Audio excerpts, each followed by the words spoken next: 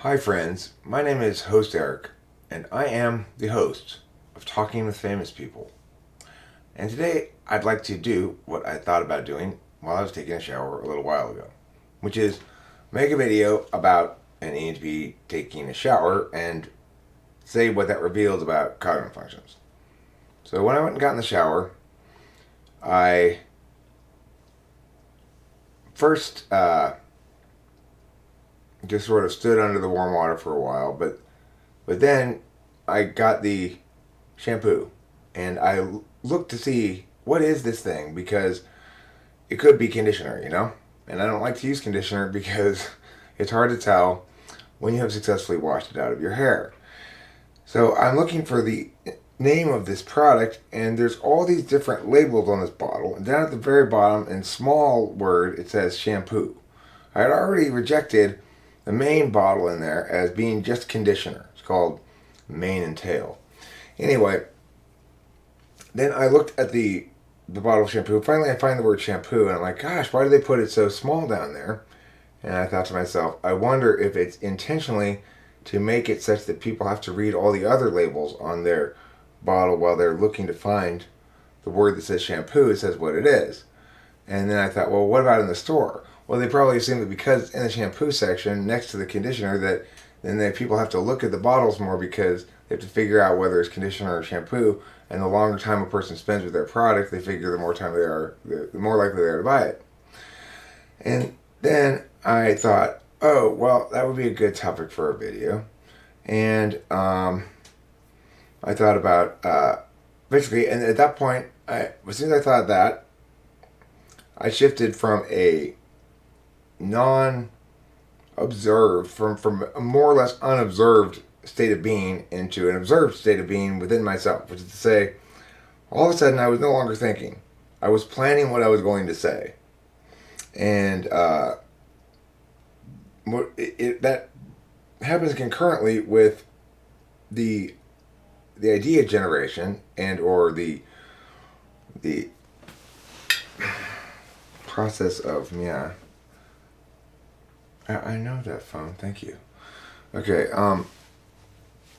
Anyway, so then I started thinking about how I was going to make a video about it, and I thought it would be interesting to discuss it in the terms of, like, I did this thing on a live stream the other night where I made a joke of us going to get a drink of water, and originally me going to the water fountain, and then me saying this bunch of NE stuff about the water, and I sort of imagined myself doing a version of that about the shampoo. And then I thought to myself, well, what you should really note, Eric, is that what you're doing right now, this sort of like FE planning about the thing, because what it really reveals is that most of this ideational stuff in here happens almost concurrent with and as an incidental consequence of the FE stuff that you're planning. But then, if that's the case, that is so predominant a value, why is it attained on such few, on so few levels? So in other words, it may be defining my frame of reference right now in the shower, but it's not defining how I produce the video necessarily. Probably, I guess I should have paid attention again to the backdrop, and I always forget. I don't even think about it, and I'm already recording,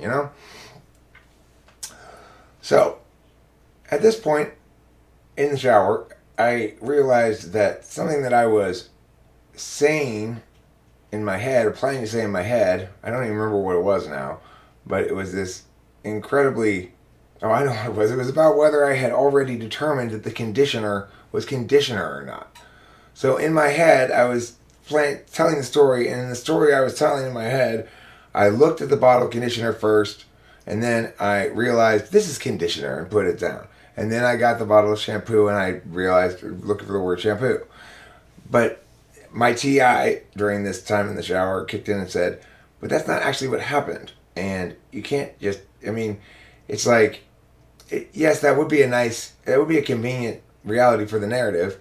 But remember that other larger frame that you always go back to, which is you've already attached to a certain bunch of narratives about consistency and truth and honesty and stuff, and the easiest way to make sure you win those battles to actually uphold that value.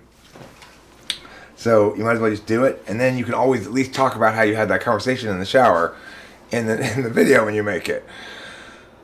And at some point, I guess I brushed my teeth again. I know. There's another thing that happened in there was in the sort of neat symmetry of the video making conceptual process, I said to myself, and then I'll go to, and at the end I brushed my teeth and a little bit of SI in there, and then I thought, well, you better brush your teeth then, because otherwise you won't be able to say that.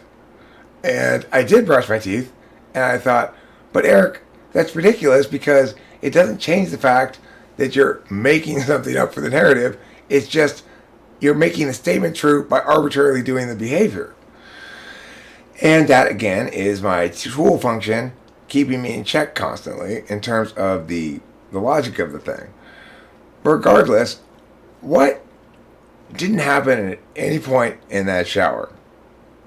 Well, I don't know about there was a teeny bit of extroverted sensing in there, which is the whole ideational avalanche was prompted by the shampoo bottle, the actual shampoo bottle's actual SE arrangement of stuff.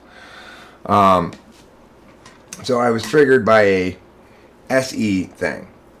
And then there were moments of actual SI in there that I don't really remember or talk about much, particularly, because they were experiential. Like, oh, this feels good, before I really started thinking about stuff. And then there were no reportable moments of FI, as far as I can tell, in the shower. I wasn't FIing at all.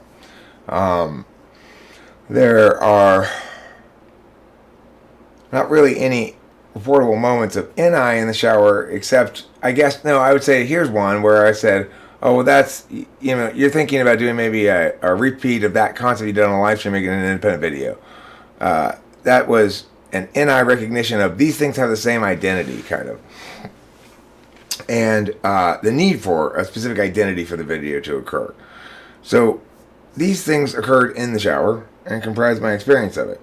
And if you were to add them all up, then as distinct events, narrative events or whatever, or divide the time in the shower up into minutes, I think that you would be able to quantify in some fashion the amount of attention I paid to each of these considerations. Now, of course, this notion linked back to the conversation I just finished having prior to getting in the shower, which is one in which I talked to Doug. And then at that moment, when I thought about that, I said, oh, that's cool. I should make the title of the